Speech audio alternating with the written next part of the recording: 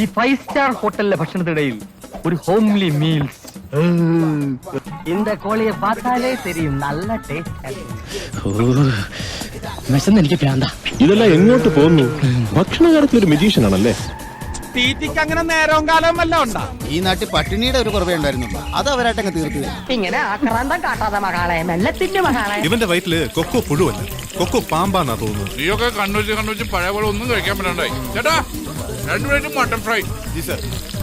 എന്താണെന്നറിയില്ല ചേച്ചി, ഇപ്പൊ എത്ര കഴിച്ചാലും വിശപ്പില്ല. ആർത്തി കൂടിക്കാവും. ഈ പ്രായത്തിലുള്ള പിള്ളേരൊക്കെ നന്നായിട്ട് ആഹാരം കഴിക്കണം. ശരിയാ, അങ്ങനെയാണെങ്കിൽ ഇതെല്ലാം കൂടെ പൊതിഞ്ഞിട്ടാ ഞങ്ങൾ വീട്ടിൽ കൊണ്ടു ചെന്നോളാം അല്ലേ? ജോലി ഉണ്ടാവുക എന്നുള്ളതല്ലേ പ്രധാനം. അതെന്തായാലും എന്താ ഉണ്ണുന്നത് ഒരു ജോലിയാ.